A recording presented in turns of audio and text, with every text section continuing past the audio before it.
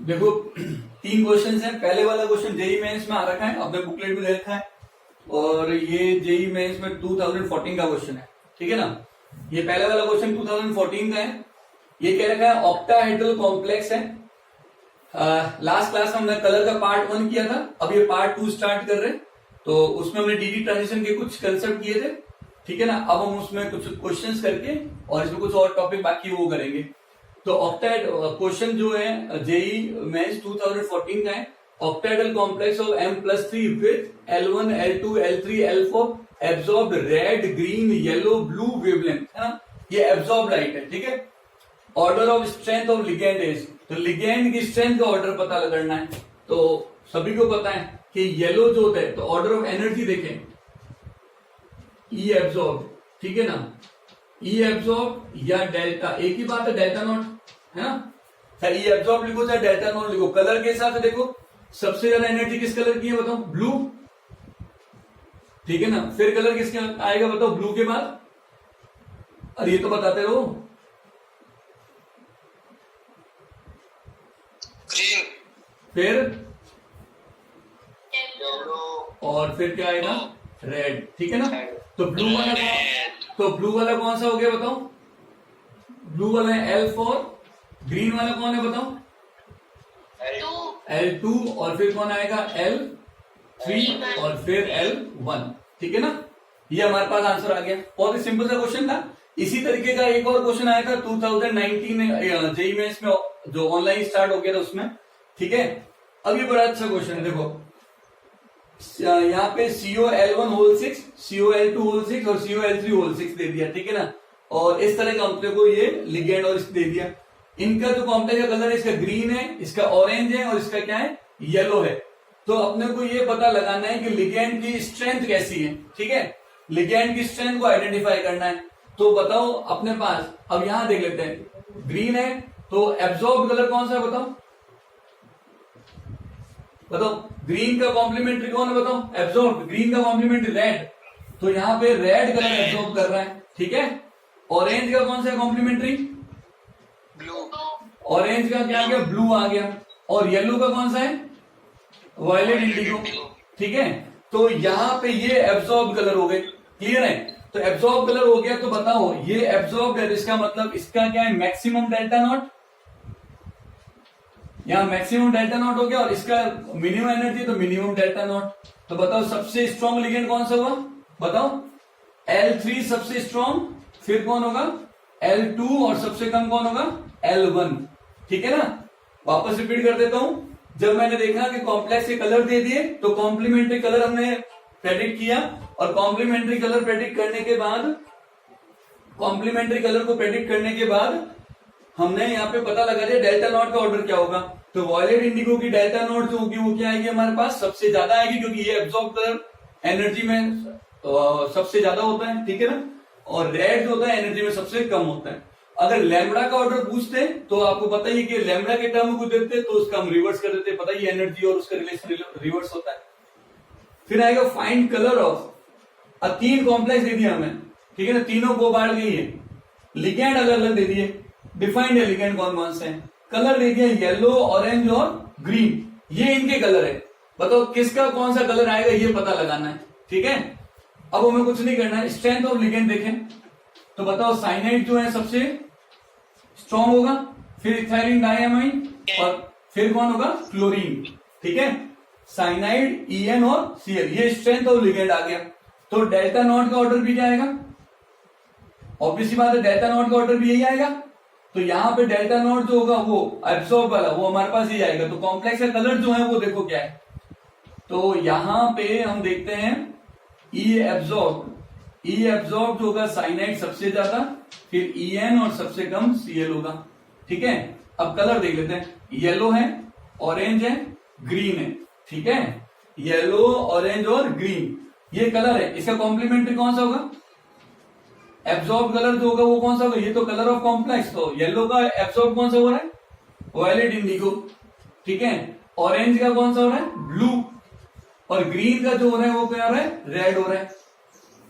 आई बात समझ में। तो मुझे बताओ किस कॉम्प्लेक्स का कौन सा कलर होगा, तो सबसे पहले आप मुझे बताओगे ये जो वायलेट इंडिगो जो आएगा एब्जॉर्ब है तो वो किसके साइनाइड कॉम्प्लेक्स का कलर होगा, जो ब्लू होगा वो किसका होगा EN का कलर होगा।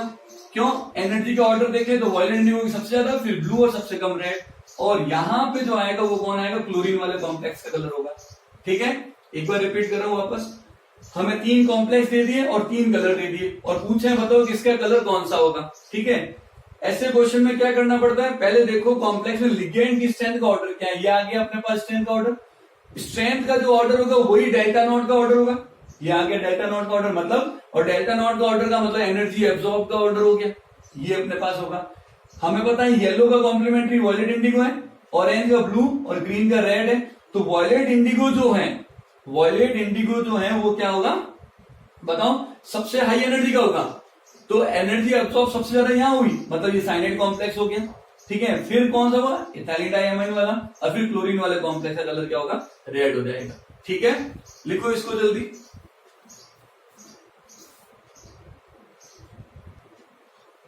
सर मैंने बताया था। अच्छा खुशी, वेरी गुड। और देखो सभी देखो इसको,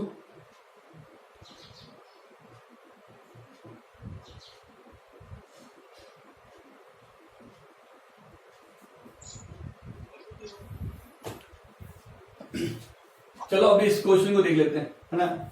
ये बहुत ही अच्छा क्वेश्चन है, इसमें देखो क्या कह रखा है, हमें क्या अलग अलग लिगेंड दे दिए, NiH2 इसका कलर क्या है ग्रीन, NiEnH2 इसका है ब्लू ग्रीन। तो आपको पता है ग्रीन यहाँ पे क्या है, ग्रीन है, और यहाँ ब्लू ग्रीन जो है वो कलर है, और यहाँ पे ये पता लगाना है अपने को। ठीक है, अच्छा तो एनर्जी एब्सॉर्ब देख लेते हैं। पहले तो कॉम्प्लीमेंट्री कलर देखो, ग्रीन का कॉम्प्लीमेंट्री कौन आएगा बताओ। अब इसके अकॉर्डिंग देखो, ग्रीन का क्या है यहाँ पे, क्योंकि अब ये ब्लू ग्रीन और ये आ गया ना, तो ग्रीन का क्या है पर्पल, या पर्पल और पिंक। ठीक है ना, अच्छा ब्लू ग्रीन का कौन सा आ रहा है, रेड। ठीक है ना, ये आ रहा है अपने पास कलर ऑफ कॉम्प्लेक्स, तो मतलब ये एब्सॉर्ब हो गया, ये एब्सॉर्ब वाला कलर आ गया, और यहां पे जो होगा वो अपने को क्या है पूछा है कि भाई ये किस तरह का आएगा। तो अब मुझे बताओ, ये यहां से यहां पे ये एनर्जी ज्यादा है, अब यहां पे डेल्टा नॉट क्या होगा, अगर देखें तो डेल्टा नॉट क्या होगा, इसका डेल्टा नॉट जो होगा वो सबसे क्या होगा ज्यादा होगा। क्यों, H2O वीक है, इसमें EN आ गया, थोड़ा स्ट्रॉन्ग लिगेंड हो गया, 2 EN है मतलब और ज्यादा स्ट्रॉन्ग लिगेंड है, तो यहां पे डेल्टा नॉट सबसे ज्यादा होगा, तो डेल्टा नॉट ज्यादा होगा, तो फिर यहां के बाद रेड, और रेड के बाद इसकी एनर्जी और बढ़ेगी। ठीक है, तो और बढ़ेगी तो इसका जो कलर जो एक्सप्रेस होगा वो क्या होगा, किसकी ओर जाएगा, ब्लू की ओर जाएगा, तो इसका जो कलर आएगा हमारे पास कौन सा आएगा, ब्लू कलर आएगा। आगे बात समझ में, मतलब सपोज करो हमने कहा ये पिंक है ये रेड है, अब जो एब्सॉर्ब होगा वो क्या होगा, ऑरेंज होगा, क्योंकि देखो यहाँ वेवलेंथ ऐसे कम हो रही है। ठीक है, तो यहाँ पे अब क्या होगा, यहाँ पे हम आइडिया ले सकते हैं कि ये ऑरेंज एब्सॉर्ब हो रहा है, तो ऑरेंज हो रहा है तो ये कलर डेफिनेटली क्या होगा, ब्लू होगा, तब ये ऑरेंज आएगा। तो ये इस तरह से हम इस क्वेश्चन को कर सकते हैं। ठीक है, अब देखो नेक्स्ट टॉपिक जो स्टार्ट करें वो और भी इम्पोर्टेंट, क्या कह रहे हैं,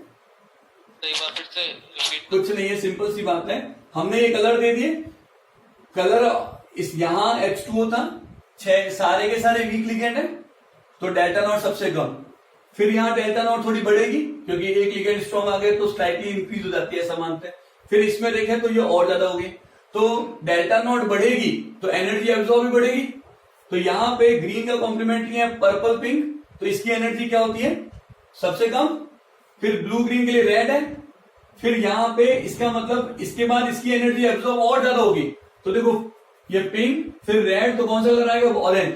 एक्सपेक्टेड ऑप्शन के अकॉर्डिंग एडजस्ट करना पड़ता है, तो एक्सपेक्टेड क्या होगा, ऑरेंज। तो यहाँ पे ये जो कलर जो एब्जॉर्ब कर रहा है वो कौन सा करेगा, ऑरेंज, तो कॉम्प्लीमेंट्री कलर कौन आएगा, ब्लू।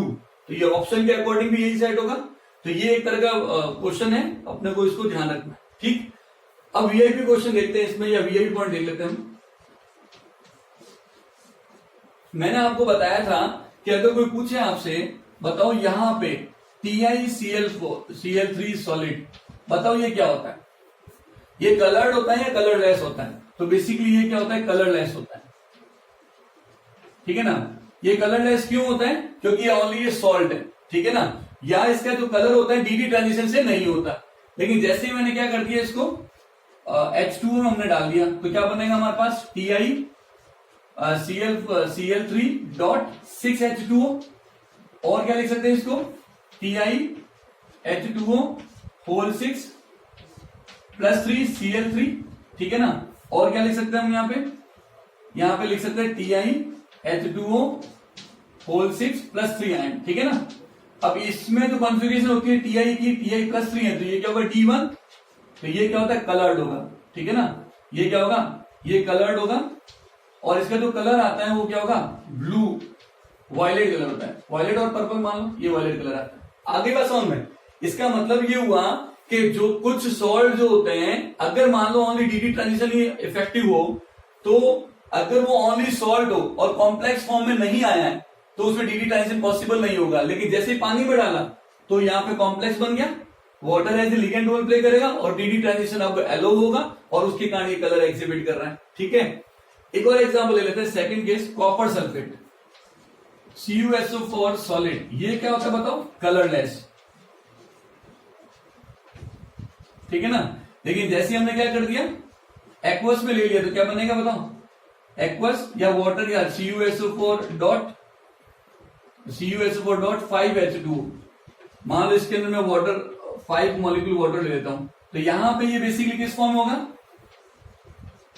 कितने वाटर मॉलिक्यूल, 4 वाटर मॉलिक्यूल तो अंदर की ओर आ जाएंगे एज ए कॉम्प्लेक्स का पार्ट, और ये SO4 और फिर यहाँ पे हाइड्रोजन बॉन्डेड हो जाएगा ये H2O एक बाहर वाला, तो इसका कलर कौन सा आ जाएगा, ब्लू आ जाएगा कलर। बात आगे समझ में। इसी तरीके से अगर हम देखें थर्ड पॉइंट, FeSO4.7H2O, ये जो कलर होता है ये क्या होता है बताओ, ग्रीन कलर का, और आपको पता है इसको ग्रीन विट्रियोल भी बोलते हैं। अब देखो क्या है, ये भी क्यों कलर्ड हुआ, अगर मैं खाली FeSO4 की बात करूंगा तो वो कलरलेस होगा, लेकिन जैसे ही FeSO4.7H2 आ गया तो डी ट्रांजिशन अब एलो होगा, क्योंकि वाटर मॉलिक्यूल हुई अगेन स्प्लिटिंग होगी और इस तरह से यहाँ पे पॉइंट आएगा। तो कहने का मतलब ये होता है, हाइड्रेट फॉर्म होते ही वो कलर एक्सप्रेस करते हैं। ZnSO4 भी ले लो, ZnSO4.7H2O, बताओ ZnSO4.7H2O कलर होगा, कलरफुल होगा या कलरलेस होगा, कलरफुल नहीं होगा। ZnSO4 में देखो Zn+2 3D10 D0 और D10 वाले कॉम्प्लेक्स डी ट्रांजिशन के कारण कलर एक्सप्रेस नहीं करते, तो ZnSO4.7H2O क्या होगा, कलरलेस ही होगा, इसलिए उसको व्हाइट विट्रियोल भी बोलते हैं, ठीक है ना। थोड़ा ध्यान रखना है इसको, इस पॉइंट को, ठीक है, लिखो जल्दी। इसका मतलब ये जरूर नहीं कि पानी जोड़ने से कलर आ जाए, वो डिपेंड करेगा कॉन्फ़िगरेशन कैसी है।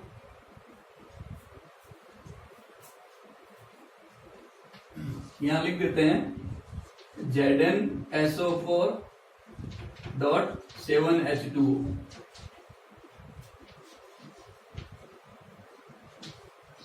कलरलेस, रीजन क्या है 3D10, ठीक है ना, ये ध्यान रखना।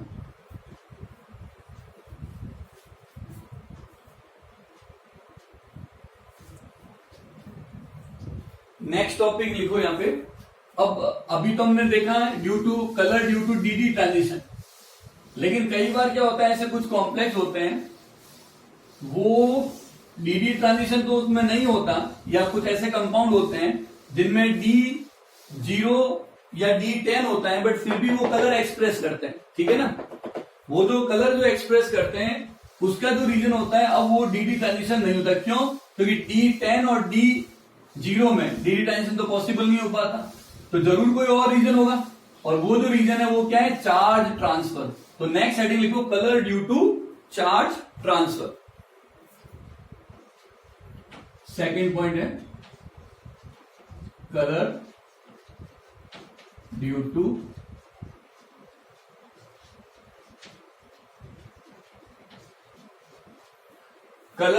चार्ज ट्रांसफर, ठीक है ना।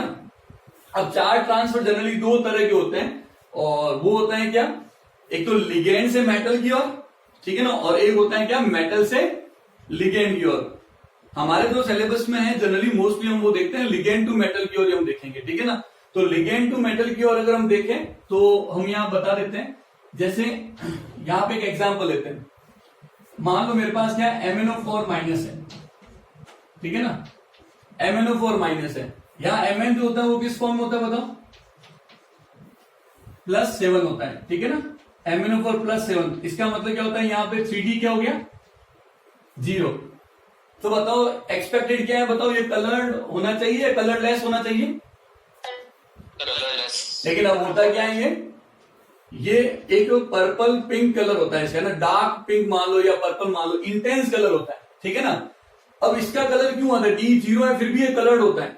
तो इसको एक्सप्लेन करने के लिए यहाँ पे कंसेप्ट आया कौन सा, चार्ज ट्रांसफर। इसमें क्या होता है, लिगेंड जो होता है, ठीक है ना, लिगेंड से मेटल की ओर जो होता है वो क्या होता है, चार्ज ट्रांसफर होता है।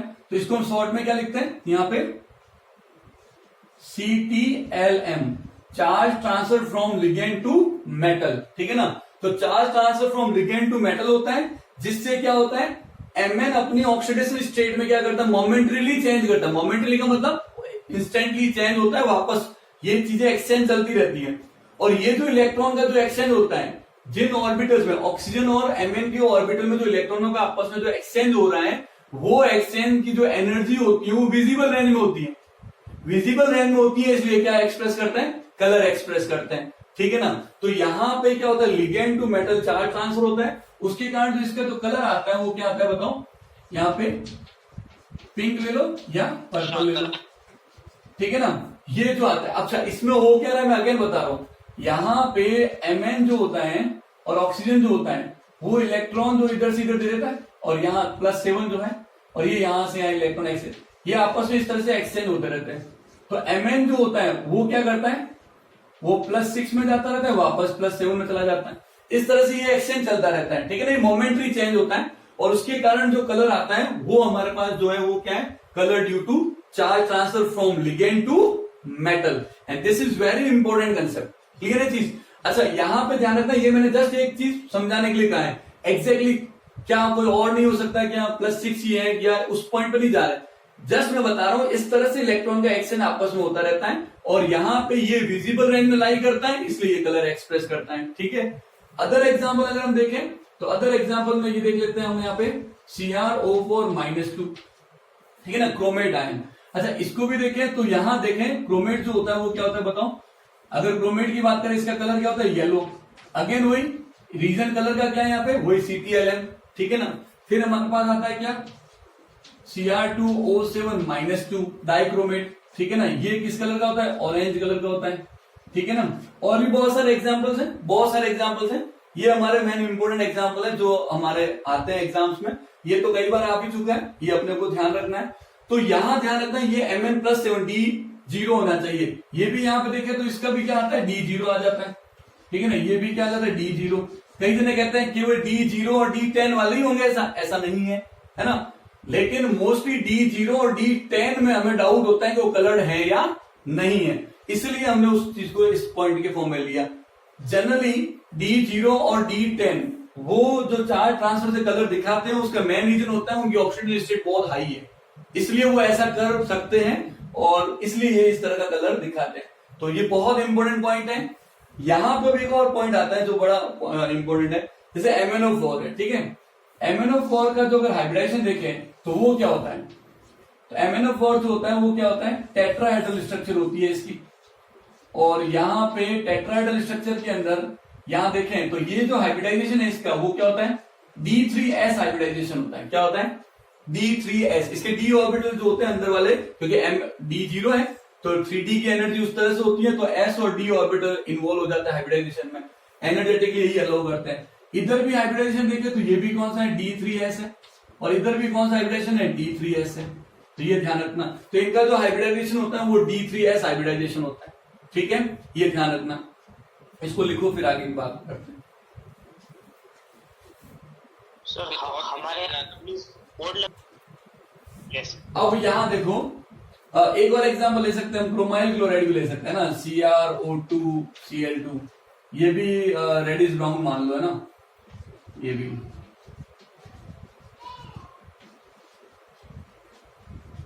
ठीक है, यहां पे भी ये +6 होता है, ठीक है। तो अगर हाइब्रिडेशन भी D3S ही होगा, ये भी सब चार्ज ट्रांसफर के कारण कलर होता है।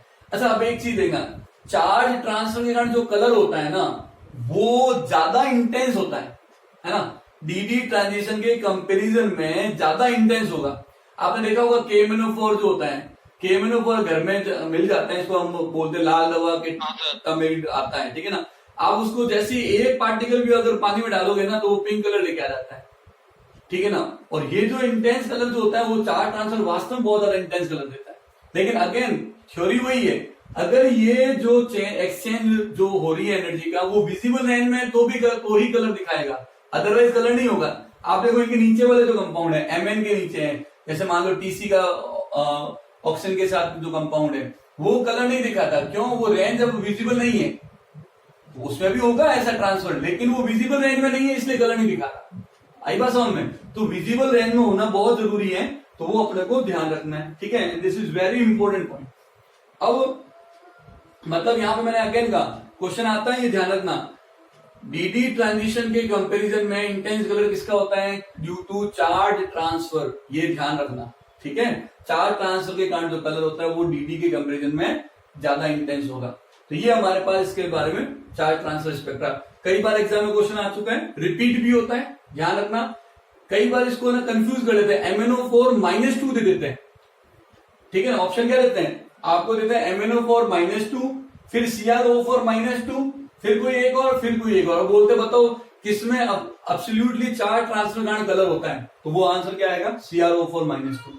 जबकि लोग ये टिक करके आ जाते हैं KMnO4 याद होता है बट MnO4-2 कर दिया, तो Mn क्या हो गया अब?